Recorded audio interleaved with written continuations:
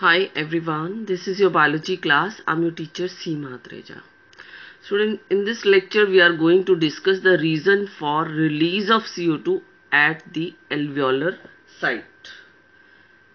There are three reasons which are responsible for release of CO2 at the alveolar site.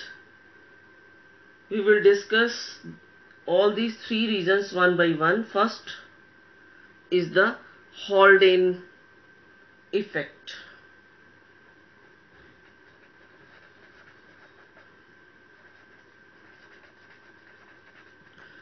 What is this Haldane's effect? Due to more amount of oxyhemoglobin is formed, it means more concentration of oxyhemoglobin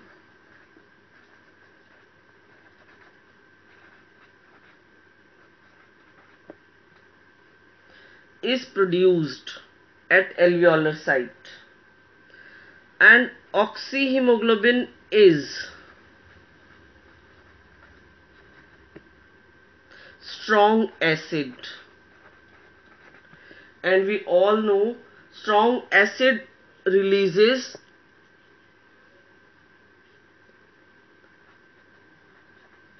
hydrogen ions. These hydrogen ions combines with bicarbonate ions. CO2 reached at the alveolar site. About 70% of CO2 is reached at the alveolar site in bicarbonate ions form. So these hydrogen ion combines with bicarbonate ions and forms the carbonic acid.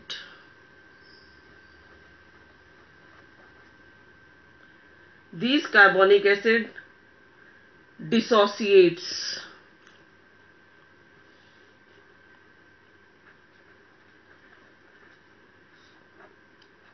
in presence of carbonic anhydrase enzyme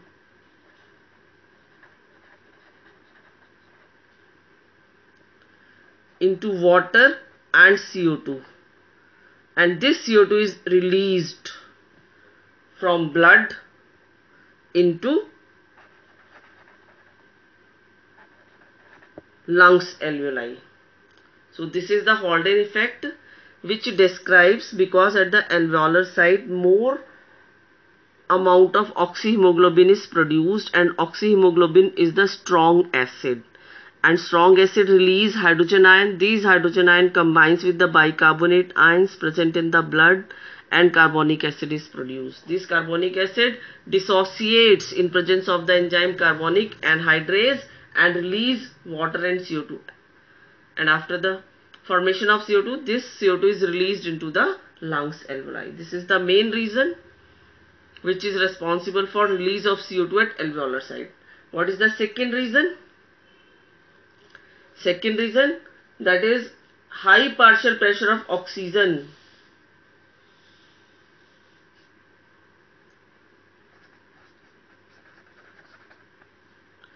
High partial pressure of oxygen at the alveolar level causes dissociations of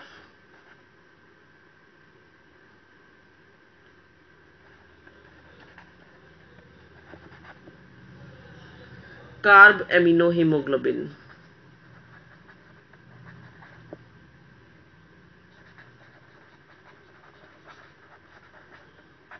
This carbaminohemoglobin dissociates, CO2 is released, and hemoglobin is formed. CO2 goes into the lungs alveoli, and this hemoglobin is now ready to combine with the oxygen because at the alveolar level partial pressure of oxygen is high. Third reason which is responsible for release of the carbon dioxide, that is CO2 is less soluble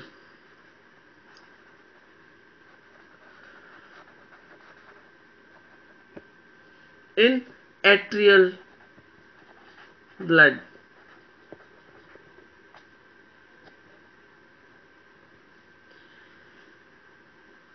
CO2, some amount of CO2 is dissolved into the blood plasma in the venous blood. But now at the alveolar side,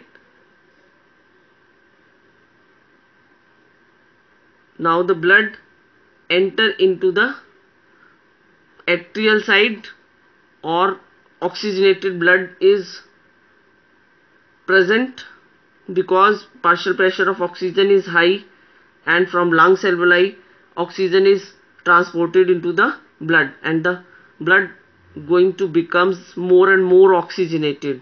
So CO2 is less soluble in the atrial blood or the oxygenated blood. So CO2 is released into the lungs alveoli. So these are the three main reasons which are responsible for release of the CO2 at the alveolar site. First is the Haldane effect, in which strong oxyhemoglobin is produced, which release hydrogen ion. These hydrogen ion combines with bicarbonate ions, carbonic acid is produced. Carbonic acid dissociates in presence of carbonic anhydrase.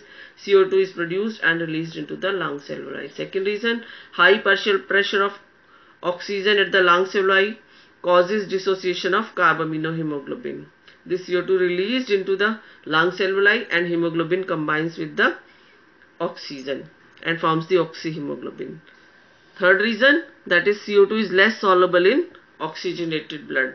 So when more and more oxygen from lungs alveoli enter into the blood becomes more and more oxygenated, so the CO2 is released into the lungs alveoli. So these are the three main reasons CO2 released and enter into the lungs alveoli for exhalation.